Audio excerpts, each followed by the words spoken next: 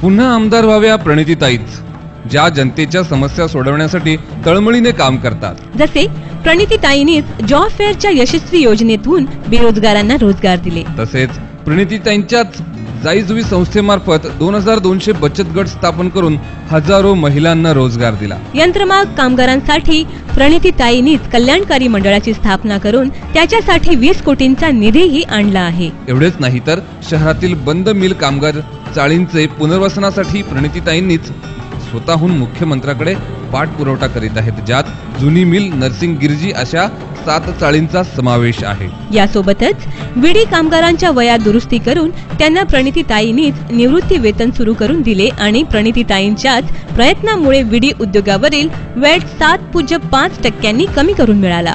सोलापुरातील नागरिकांना अत्याधुनिक आरोग्य सेवा मिळाव्या म्हणून प्रणितीताईंनीच सिव्हिल हॉस्पिटलमध्ये बी ब्लॉकची अत्याधुनिक इमारत उभारून अतिरिक्त 700 बेड्सची व्यवस्थाही केली।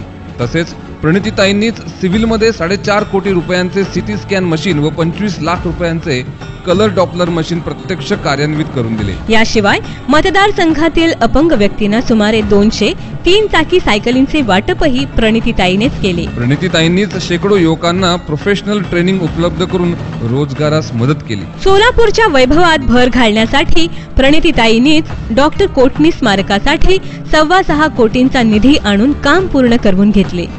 सुवर्ण जयंती नगरोत्थान रस्त्यांसाठी 187 कोटींची योजना मंजूर करून कामे प्रत्यक्षात सुरूही केली। यासोबतच शहरातील मध्यवर्ती भागात व सिद्धेश्वर मंदिर परिसरात भरपूर प्रकाश देणारे हायमास लाईट्स बसवले आणि प्रणितीताईंनीच राजीव आवास योजनेअंतर्गत झोपडपट्टी वासियांना पक्के घरेही देणे सुरू केले आहे। ही तर सुरुवात आहे, त्यामुळे सोलापूरच्या विकासाचे सर्व मार्ग ज्यांना आता कळालेले आहेत अशा प्रणितीताईंनाच आपण पुन्हा आमदार केले पाहिजे। सोलापूरच्या जलद विकासासाठी करू निर्धार, प्रणितीताईंनाच बनवू पुन्हा आमदार।